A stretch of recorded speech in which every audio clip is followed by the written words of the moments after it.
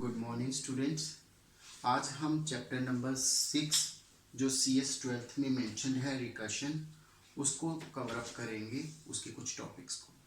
तो first of all, as we know कि function क्या काम करता है, फंक्शन को डिक्लेयर कैसे करते हैं, पैरामीटर्स और आर्ग्यूमेंट्स क्या होते हैं। तो मैं क्विक रिकॉल करता हूँ। फंक्शन एक सेल्फ कंटेन्ड ऑफ कोड है जो ऑटोमेटिकली एग्जीक्यूट हो जाता है जब उसे हम कॉल करते हैं। जब हम फंक्शन को डिफाइन करते हैं तो डेफ वर्ड यूज करते हैं, और जब हम उसको डेफिनेशन टाइम पे उसकी ब्रैकेट के अंदर कुछ भी लिखते हैं, that are called as a argument. जब हम फंक्शन को कॉल करते हैं उस टाइम पे, कॉलिंग टाइम पे जो हम वैल्यूज यूज करते हैं या वेरिएबल्स के नाम यूज करते हैं, दैट आर पैरामीटर्स। और फंक्शन हमेशा कोई ना कोई वैल्यू रिटर्न करती है। तो फंक्शन में what is a recursion? Recursion क्या है जी? एक बहुत ही स्पेशल प्रॉपर्टी है फंक्शंस की जो हमें हेल्प करती है इटरेटिव टास्क। जैसे हम प्रोग्रामिंग में हैं तो हमें पता है कि लूप्स के साथ बहुत सारे प्रोग्राम्स किए जाते हैं। जो लूप है वो क्या करता है, एक टास्क को नंबर ऑफ टाइम रिपीट करता है। रिकर्सिव फंक्शन ऐसा फंक्शन होगा जो अपनी ही कोड को नंबर ऑफ टाइम कॉल करता है जब तक उसकी कंडीशन कोई सेटिस्फाइड नहीं हो जाती। और अगर हम इसे दूसरे तरीके से बोलें तो रिकर्सिव फंक्शंस ऐसे फंक्शंस होंगे जो क्या करते हैं, अपनी कॉलिंग स्टेटमेंट अपनी बॉडी के अंदर डिफाइन करते हैं। इसका मतलब है जब हम डेफिनेशन डिफाइन करेंगे तो उसके अंदर ही फंक्शन की कॉलिंग होगी। तो let's see what is a recursive. Now there are two type of recursive, that is a direct recursion, and second is indirect recursion.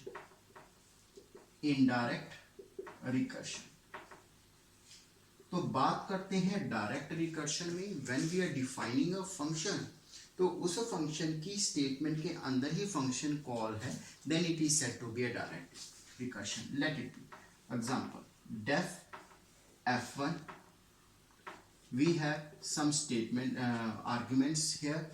Now colon, we define some statements and again we call f1 with these statements. This is said to be a recursive function. Now it is a direct recursive function because when this function execute, it will thinks of its argument. After that it will execute the statement. Again the control with the help of this statement move to the beginning of the block. It is said to be a direct recursion. Now programmatically let's understand it later on, because first we will see what is the indirect recursion. See this code. If we have a function def f1, it has some statements and I define here f2. There is a f2 function. Now the body of f1 is holding the calling statement of function f2. Now if we are talking about def f2, now this function have a statement and have a calling statement of f1. It means what will happen when this function will execute, it moves to the f2. f2 moves the control to the f2, and again when it calls back to the f1. It means the function f1 is calling f2 and f2 repeatedly calling it to the f1. This type of the function is said to be a indirect recursion. What we call it as a indirect recursion. When we are discussing a recursive function, there are two main base cases of the recursive functions. Let's see what they are.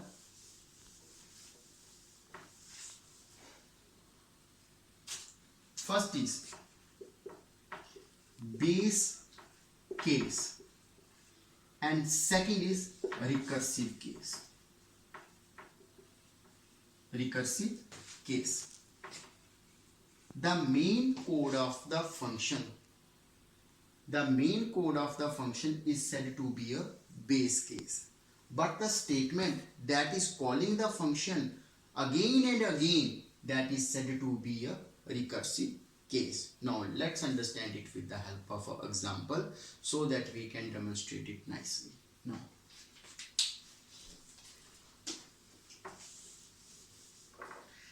we will frame a function that is working for calculating the factorial of a number. As we know, it's a Python, it's a very compact language. Now let's define the function. It should be recursive. Def fact1 a. Now we have the a, what we call it is a parameter or argument. It is an argument because it includes in a def statement. Now if a equal to 1 or a equal to 0, return 1. What it is defining, as we know, factorial of any number that is 0 is 1 and factorial of 1 is also 1. I bind a case that if there is a value of a is 1 or 0, you should return it 1. Then else return a into fact1 of a minus 1. Now this forms the calling of function fact1. Now this all body before else is called as a base case, and when we are talking about else, it is called as a recursive case. Now let's understand when we call it how it works. Now in main, I call the function, let it be a is equal to int input enter number. Now b is equal to fact of 1 of a. If we have the confusion that what is the difference between a and this a, this is a parameter, this is an argument, and this is a parameter, we can change its name also. We can put here x also, so that it must be clear to us. Now print factorial equal to b. Now let's see what will be the result and how it is evaluated. As a main x, let it be user input here 5. When user input 5 here, then what is the statement? b is equal to fact of 1 of 5. तो हमारे पास जो 5 है, it is argument. हमारे पास क्या बन चुका है? Parameter 5. Now it moves the control in the top. तो जैसे ही टॉप में कंट्रोल पहुंचा है, तो उसमें देखते हैं किस तरह से ये वर्कआउट करना है. Let's see. जैसे किया तो हमारे पास आया है fact of 1 of 5. First case is x means 5. 5 is equal to 1 or 5 is equal to 0. So condition will be false. Control moves to this block. What will be the result? 5 into fact of 1 of 4. This will be the result. But it will call it again. तो अगली बार मेरा जो a है वो कितना बन जाएगा? 4. 4 ना ही 1 के इक्वल है ना ही 0 के. तो सेकंड स्टेप में क्या बन जाएगा? 5 into 4 into fact of 3. इसका रिजल्ट इवेल्युएट हो जाएगा. It will be 20 into fact of 3. it will be the result. But 3 is again calling this function one more time. Now a become 3. What it will become? 20 into 3 into fact of become 60 into fact of 2. 60 into fact of 2. Now this again what will become? 60 into 2 into fact of 1. The result will become 120 into fact of 1. When 1 is passed to it satisfies the condition. What it will become?